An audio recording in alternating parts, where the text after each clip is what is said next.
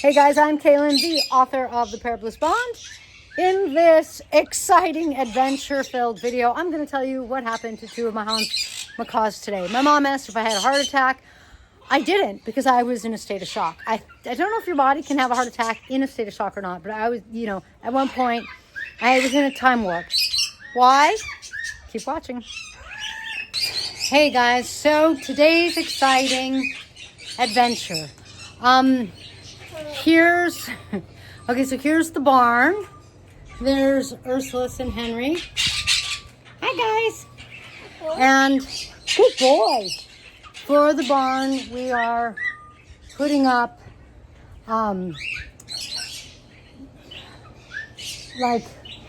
whatever you want to call it. I'm so tired.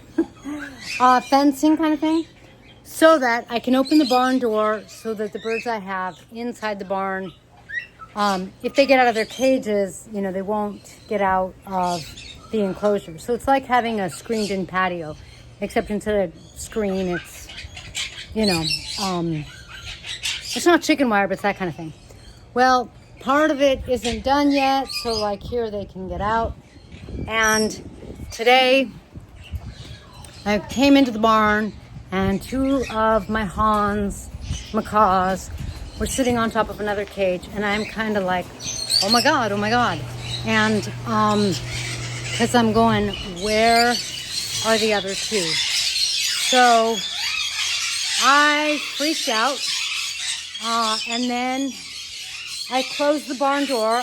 I was trying to keep it open so that they would get fresh air and sunshine. This barn door has a screen, you could see. It's a garage door screen.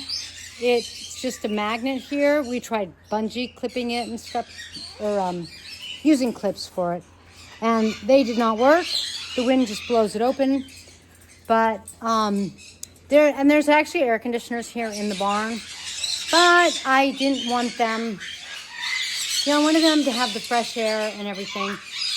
And, we're building the enclosure, the screened-in part, as fast as we can. But anyway, so what happened was this came loose on the cage. We have now tightened it so I can hardly move it. But it usually swings, and when you swing it to one side, then you can open this door. Well, just from getting on the cage, the screw had fallen out, and so the door was open. So two of my Hahn's I was able to put right back in the cage and put that, screw that back in. Two of them were gone. I called my daughter. Fortunately, she heard them. So I'm going to walk you over to where we found them. I am so lucky. I'm lucky that it happened early in the morning and that we were home so that I could take care of it. I'm lucky that they didn't fly. Sometimes parrots get really scared and they fly far away. So I don't know exactly where, but one of my birds was in there's just like this wall of palms, which is beautiful. I love it. It's like a privacy screen, but just stunningly beautiful. Look at how tall it is. And basically Jade was in there, and I was able to literally just go in and grab him. And I'm like, I don't give a shit if he bites me. I don't care what happens. I'm gonna, if I can grab him, I'm not letting go. Then as we make our way through, Zinni got out. She passed the canal. Do you see, let's see if I could show you. That line is the canal. And she got over to my neighbors. And if you can see, they have goats. They have a mango tree there. She had gotten into the mango tree. I love the goats, but oh my God. First I had to kind of figure out where she was, because anyway, because I'm not used to driving around into neighbors and trying to figure out where my parrot is. And when we found it, my husband, he could see it. And so he said, they're in their backyard. He's like, I think they're trying to figure out why there's a parrot in their tree. So,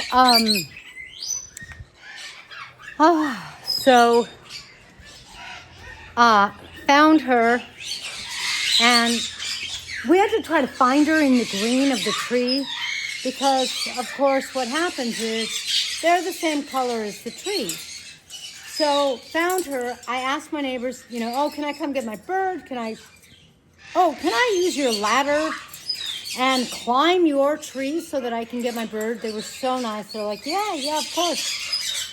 So I went up the ladder, and I literally then climbed in the tree, up the tree, on a branch. Don't try this at home, ever so carefully. And I couldn't believe, she actually flew down. My daughter had Jade in a carrier so that Zinni would see Jade, hear Jade, and she was also playing, Topaz. And she was also playing Hahn's Macaw sounds.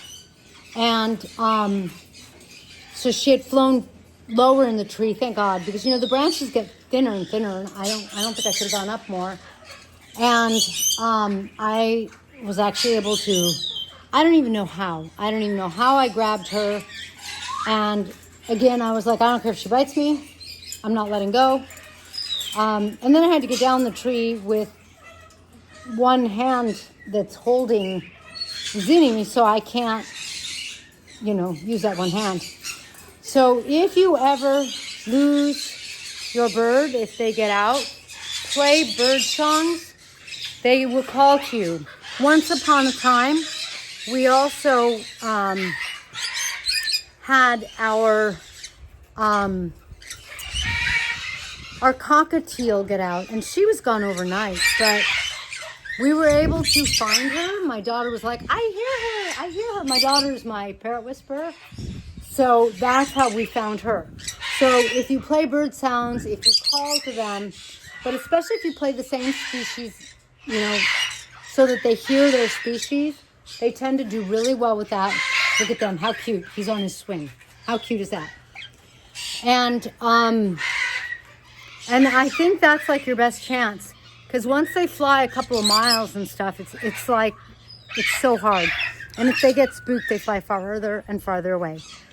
So that's my adventure. I will tell you about this in the next video. Look at that. Oh my goodness. Moving out here has been phenomenal. It's been a lot of work. I'm exhausted, but it's all really wonderful. And we're having new experiences. Got the cats for the barn. If you haven't seen that video, I'll post a link below. Got some birds out. That was today's video, and tomorrow I'll tell you about that. All right, guys. Thanks for watching. I'll see you in the next exciting adventures of Parrot Bliss.